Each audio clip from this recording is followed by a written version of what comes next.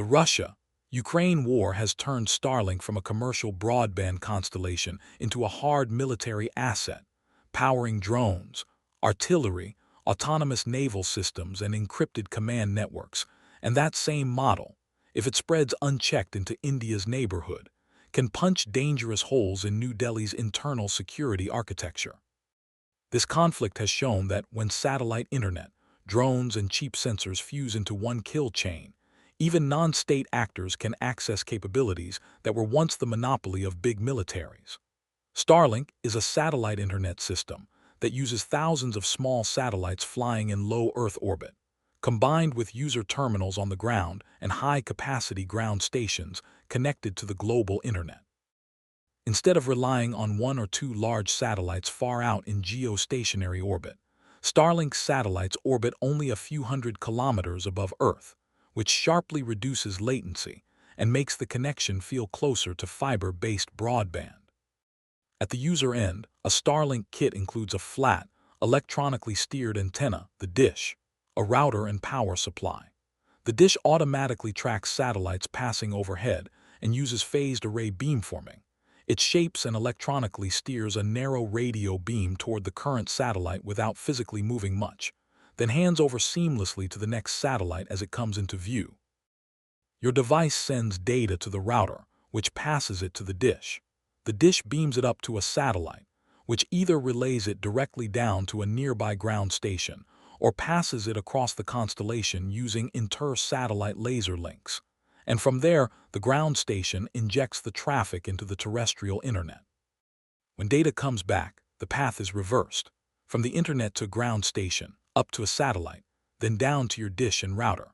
Because there are many satellites in multiple orbital planes, at least one is almost always in view, allowing continuous coverage even in remote or rural areas where fiber and mobile networks are weak or absent. To understand why this is so unsettling, look first at how Starlink changed the land war in Ukraine. Before widespread satellite internet, armies depended heavily on fiber links, radio networks, and mobile operators. Destroying cell towers and cutting cables could cripple an opponent's tactical internet and force them back to slower, more vulnerable systems.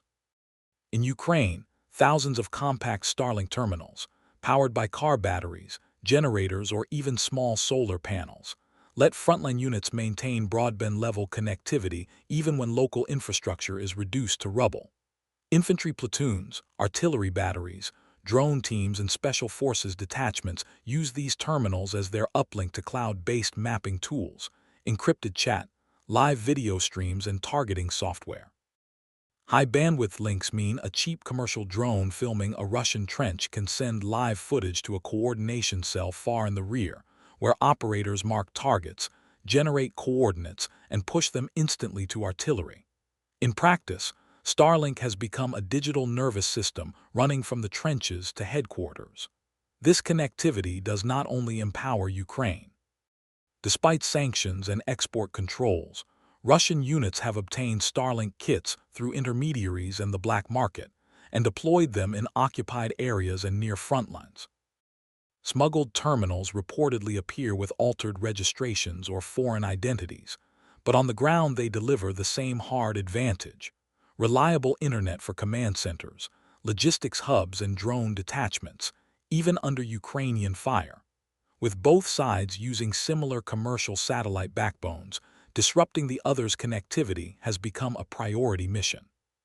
Electronic warfare teams, artillery, and special forces now treat the detection of a Starlink signature or dish as a potential indicator of a command post, drone control node, or artillery observer, and actively hunt such nodes.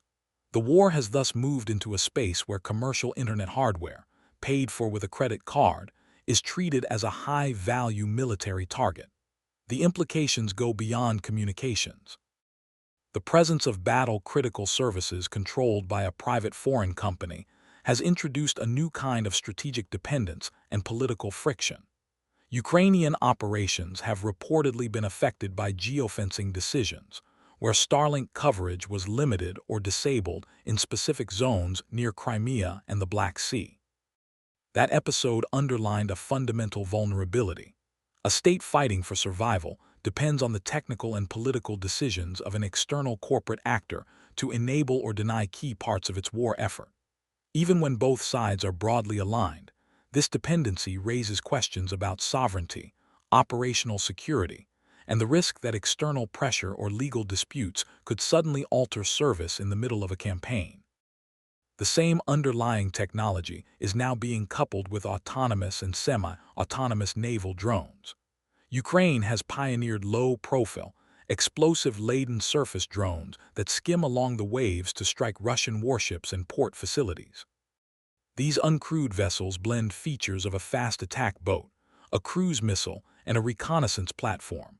They travel long distances at sea level, operate in swarms, and steer themselves toward high-value targets based on a mix of pre-planned waypoints and live operator commands.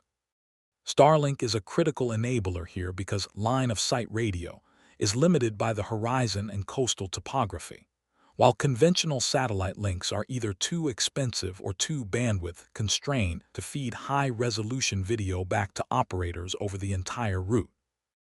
Mounted Starlink terminals on these naval drones allow real-time control, mid-course corrections, and final approach guidance using live camera feeds.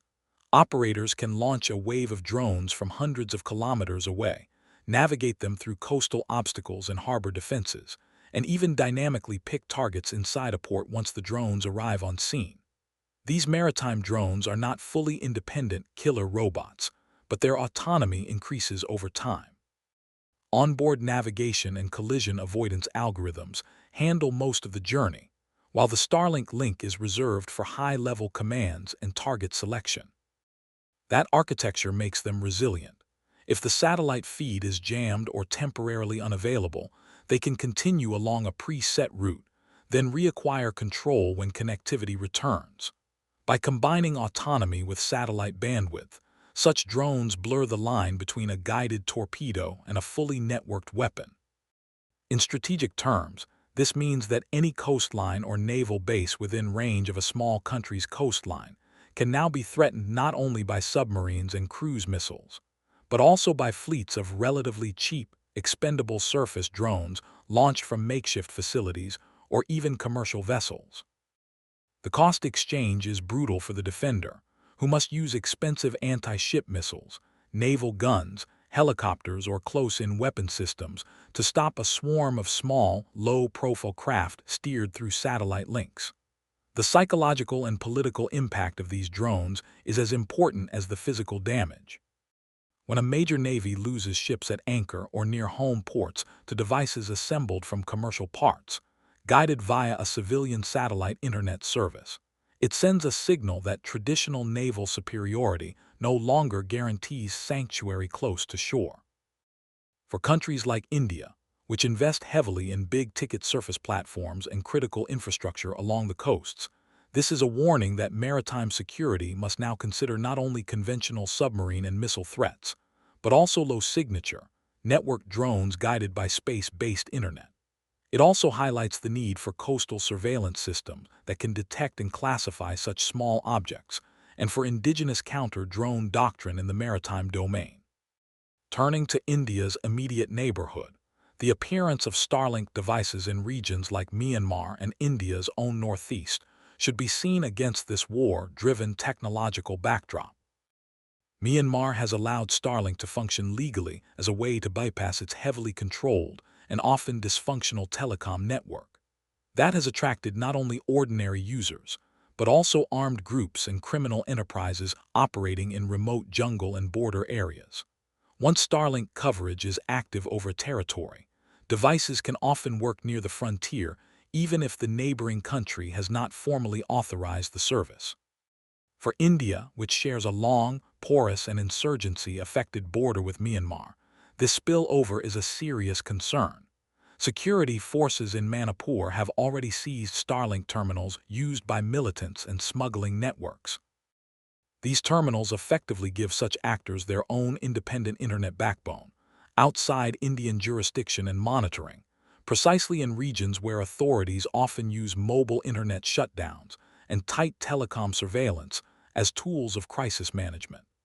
This reality undercuts one of the key levers Indian authorities have used to control violence and information operations in conflict-prone areas. When unrest or insurgent activity spikes, governments often throttle or suspend cellular data and sometimes even broadband in a district, betting that this will disrupt coordination and the viral spread of incendiary content. If insurgents or extremist groups can instead switch to satellite internet, those shutdowns become far less effective, while the wider population still suffers the economic and social costs. Moreover, once such groups get used to running their logistics, propaganda, and command networks over satellite links, they can bolt on additional tools, encrypted messaging, cloud-hosted reconnaissance imagery, live drone feeds, and gradually assemble an ecosystem that looks disturbingly similar to what small units in Ukraine use at the front. At the same time, India is moving toward formal authorization of Starlink and other low Earth orbit constellations for civilian use. Regulators have begun granting licenses under unified telecom and satellite communication frameworks, with conditions designed to keep data and control under Indian jurisdiction. These conditions typically require that Indian traffic be landed through gateways on Indian soil, subject to local interception and monitoring laws, that the company cooperate with lawful access requests, and that beams over sensitive areas can be managed in coordination with Indian authorities. The aim is to capture the huge benefits of satellite internet for rural connectivity, disaster relief, aviation, shipping, and remote enterprises, while closing as many national security loopholes as possible. However, even with strong regulation, several structural challenges remain. First, hardware leakage. Terminals can be registered for legitimate uses and then resold or diverted to gray market buyers, ending up in borderlands, insurgency corridors, or even hostile jurisdictions. Second, enforcement. Detecting, locating, and disabling unauthorized satellite terminals requires sophisticated spectrum monitoring, geolocation, and possibly active counter space or jamming capabilities, which are still being scaled up.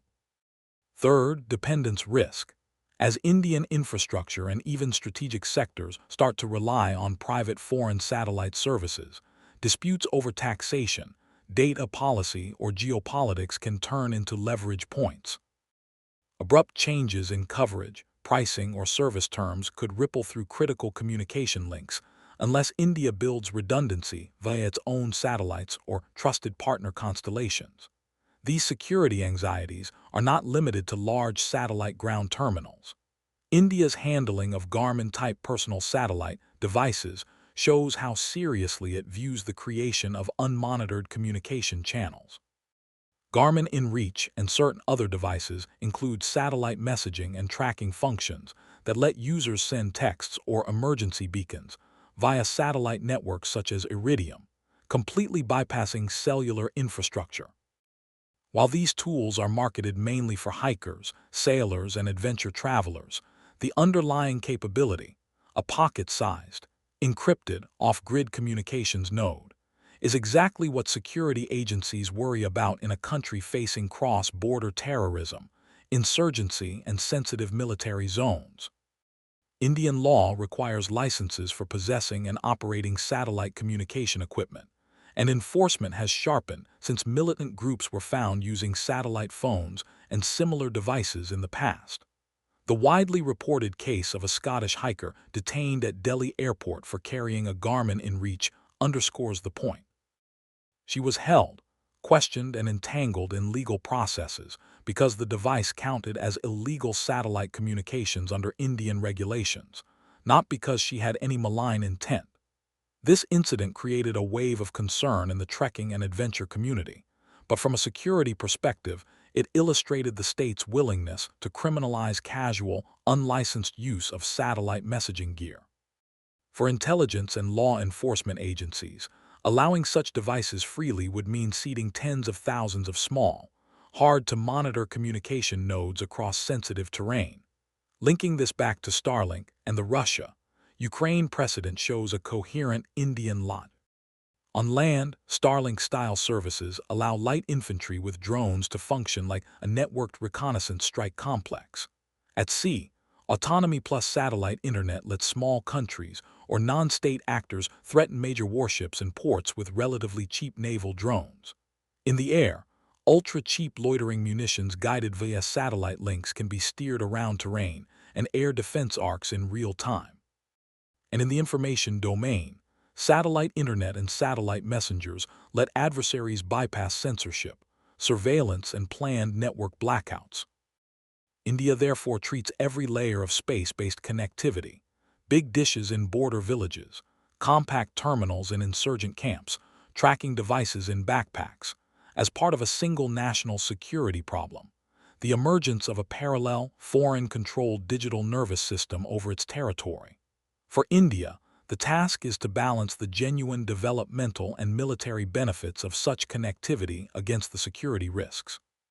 On the positive side, Indian forces themselves can use satellite internet to harden command networks, link coastal radars, support deployed troops in remote areas, and potentially control indigenous drones and maritime unmanned systems. Civilian infrastructure, from railways to disaster response teams, can gain resilient backup links when floods, earthquakes, or cyber attacks damage terrestrial networks. Indigenous satellite projects and collaborations with friendly countries can help ensure that not all of this capability rests in private foreign hands. On the other side, every Starlink-equipped truck, boat, or backpack that operates outside state control is a potential vector for insurgency, terrorism, or organized crime. Autonomous naval drones guided by satellite links around the subcontinent could threaten offshore energy assets, ports, or even warships. Land-based drones running on similar networks can probe air defenses, target convoys, and feed reconnaissance to hostile operators across the border. Unauthorized Garmin-like devices let scouts and couriers move along mountain routes without ever touching a monitored cell tower. In that environment, Indian policy is inevitably cautious, sometimes to the point of criminalizing innocent tourists, but driven by a clear perception that the same technologies that keep a Ukrainian unit alive near Bakhmut could one day help an insurgent cell in Manipur, a terror module in Kashmir, or a proxy outfit along the maritime periphery. Ultimately, the Russia-Ukraine war has not just shown new weapons. It has demonstrated a new ecosystem where commercial satellites, civilian electronics, and artificial intelligence-assisted autonomy combine into a distributed, lethal, and surprisingly accessible weapons system. Starlink-powered autonomous naval drones are only one piece of that puzzle, but they symbolize the shift. Wars in the 21st century will be fought not only with jets and tanks, but with swarms of small, networked machines guided by beams from space. For India, which sits in a tough neighborhood and faces both high-end state adversaries and agile non-state actors, the lesson is stark. Embrace these tools for its own defense, build domestic alternatives and robust regulation, and at the same time clamp down ruthlessly on their uncontrolled spread in the gray zones where development, crime, and insurgency overlap.